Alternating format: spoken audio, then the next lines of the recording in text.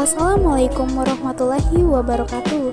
Perkenalkan, nama saya Helsa Marsala Putri dengan NIM 200200046 dari Prodi Pendidikan Seni Rupa UNPBP 20. Pada kesempatan kali ini, kita akan membahas topik tentang perkembangan seni rupa pada masa Muay Indie. Muay Indie atau bisa disebut dengan Hindia Elok, Hindia Jelita, atau Hindia Molek adalah aliran seni lukis yang berkembang di Hindia Belanda pada abad ke-19. Muay Indie adalah cara pandang seorang seniman terhadap karya seni lukis yang menggambarkan keindahan alam yang ada di Hindia Belanda. Istilah ini muncul sekitar tahun 1920-1938-an.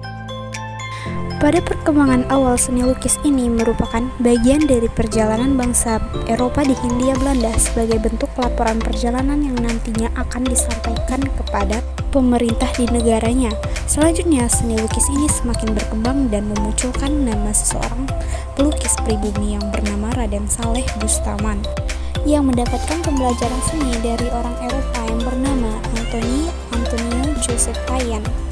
Pada akhir abad ke-19 hingga awal abad ke-20, para pelukis Eropa mulai datang dan merintis pergerakan seni lukis di Batavia. Memang dari seni lukis ini sudah muncul abad ke-17, namun kedatangan para pelukis pada zaman itu untuk memenuhi tugas perjalanan dan kebutuhan ilmiah yang sejatinya mereka hanyalah pejabat pemerintahan yang sebenarnya tidak memiliki keahlian khusus dalam seni melukis.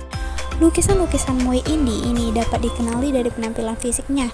Bentuk atau subjek materinya adalah pemandangan alam yang dihiasi gunung, sawah, pohon penuh bunga, pantai, atau telaga. Seniman Belanda dan Eropa saat itu hanya melukis lukisan yang menggambarkan keindahan alam Hindia Belanda dengan tujuan mengencarkan daya tarik pariwisata.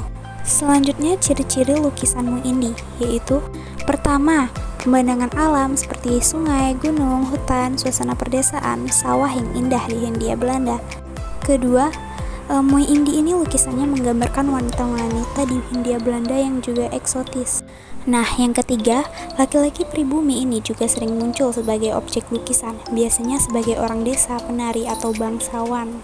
Selanjutnya, tokoh penting yang beraliran Muay Indie beserta karyanya.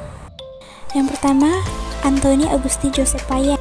Lukisannya ini berjudul The Great Postal Route near Rejepola. Selanjutnya, tokoh yang kedua yaitu Raden Saleh. Lukisan Raden Saleh ini yang berjudul Alam Manusia dan Masa Depan. Tokoh yang ketiga yaitu Abdullah Suryo Subroto. Nah, karya Abdullah ini yang berjudul Lukisan Pemandangan Priangan. Tokoh yang beraliran Muay Indie yang keempat yaitu Wakidi. Salah satu karya Wakidi ini yang berjudul Narai Siano. Tokoh penting Muay Indie yang terakhir adalah Mas Pringadi. Ini adalah salah satu karya dari Mas Pringadi yang berjudul Indonesia Landscape. Nah, itulah tadi penjelasan dari saya tentang perkembangan seni rupa pada masa Muay Indie. Sekian, terima kasih. Wassalamualaikum warahmatullahi wabarakatuh.